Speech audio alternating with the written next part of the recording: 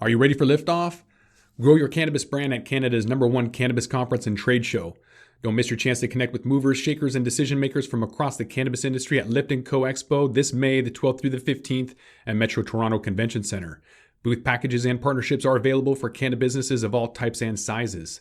Level up your Canna brand at Lift & Co Expo May 12th through the 15th in Toronto. Visit liftexpo.ca for more information. That's liftexpo.ca.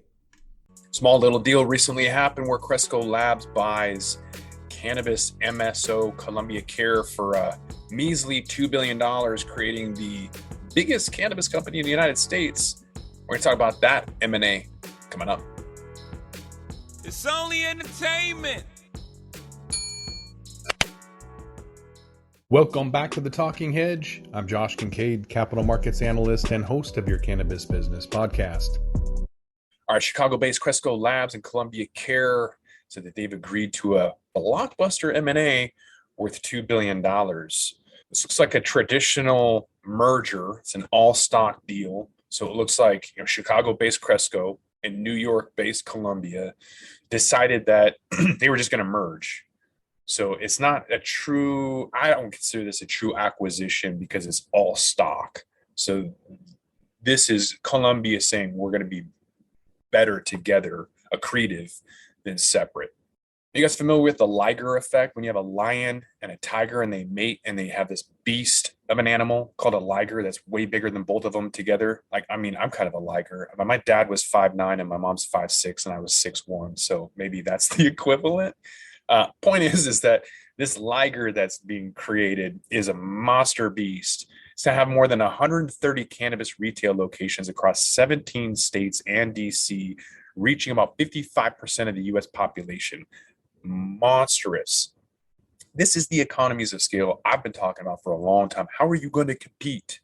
Oklahoma, there's 7,500 individual stores. When they come in and dominate like Walmart, how are you going to compete? It's going to be really, really challenging. So it's going to be, we're looking at a crazy ass tailwind for the adult use markets. On one side, I'm excited because it's going to draw the price down. On the flip side, it's too bad because a lot of these founders and entrepreneurs who didn't utilize their first mover advantages are going to be gone.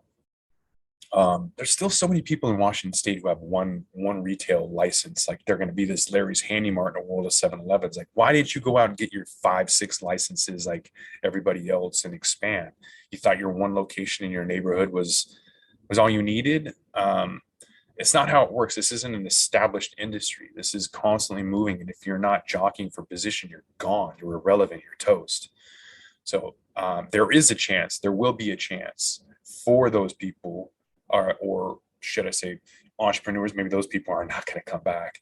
But from the ashes, they will rise and you will have your mom and pops at some point. So that microbrew equivalent will come. But they're all going to get wiped out in the meantime. You're going to see crazy ass revenues. So the company said that their combined pro forma annual revenue is in excess of $100 million in 8 different states. Total revenue of more than $1.4 billion, making it the largest annual revenue generator in the cannabis industry. So they're going to create a clear industry leader. And how are you going to compete against that? What do you have? You think your brand is better? You think your flower is more fire or whatever? You think you don't have the advertising and marketing budget. You don't have the distribution channels.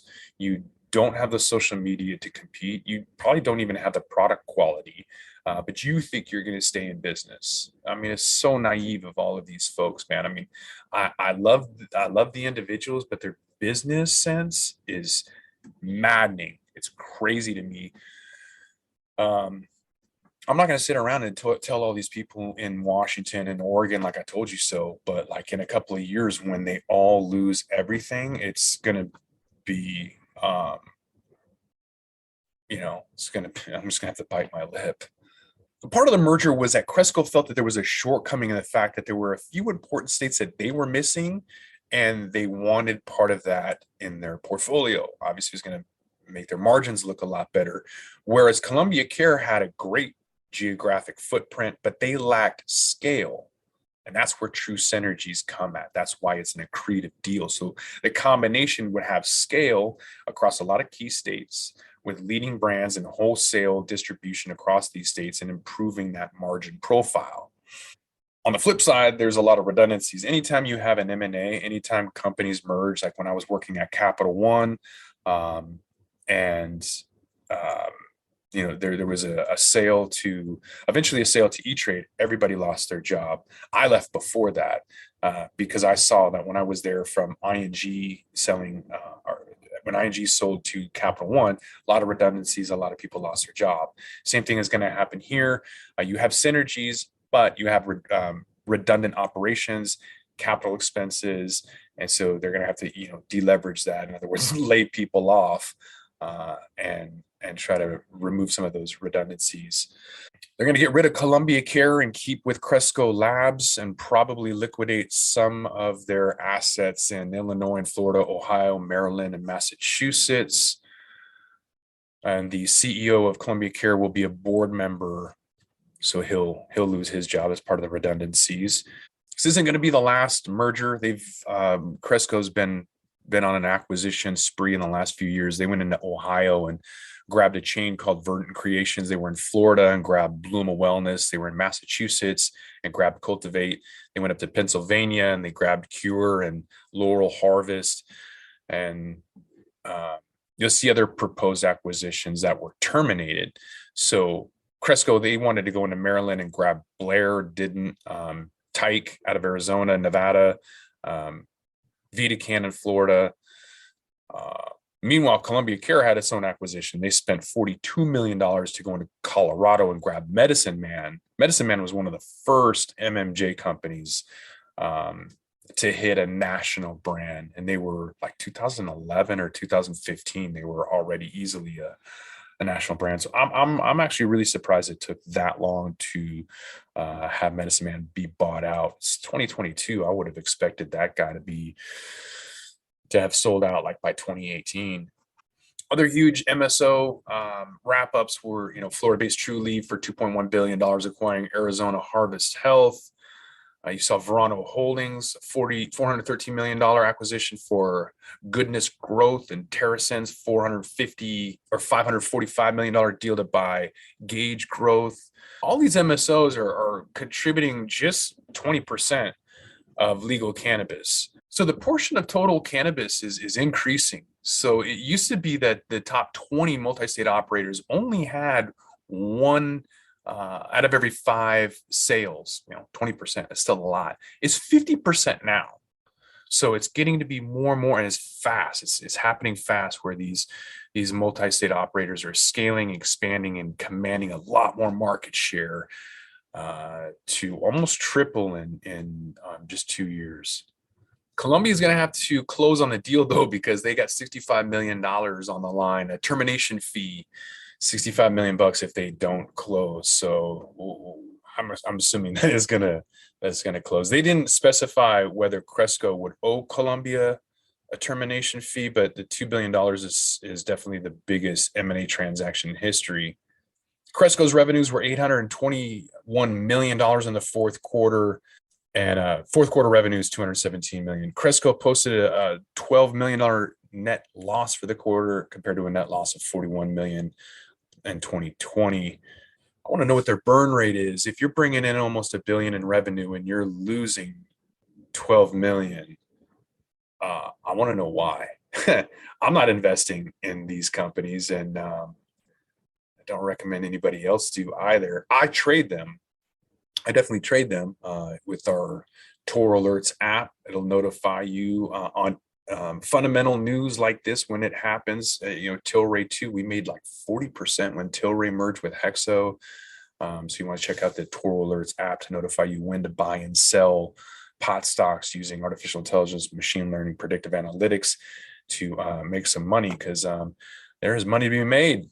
With that, we're going to roll this one up. I'm Josh Kincaid. This is The Talking Hedge. Don't forget to like, share, and subscribe, or don't, and I'm out. Don't forget to smash that like button on your way out and check out these other videos that we've got.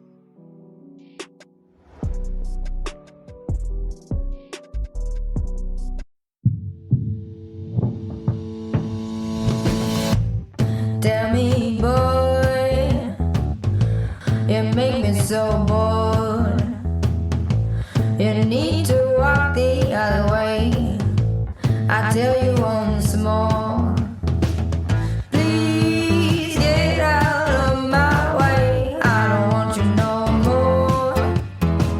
We're done here, boy. I know you think you're so fine, but you can't see it. I've been wanting to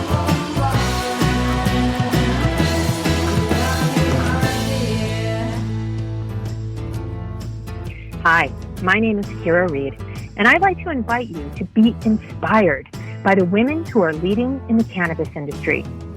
Each week, we will discuss empowerment, leadership, and what it means to be a woman in charge in marijuana, hemp, and CBD. As the founder of the Women Empowered in Cannabis community, I have had the great pleasure to get to know many brilliant and talented women who are CEOs, executives, politicians, advocates, and community leaders that are focused on creating a cannabis economy that is just, fair, and equal. We'll learn how these women make decisions, how they navigate a predominantly male industry, and what they're doing to level the playing field for women. I hope you'll join us.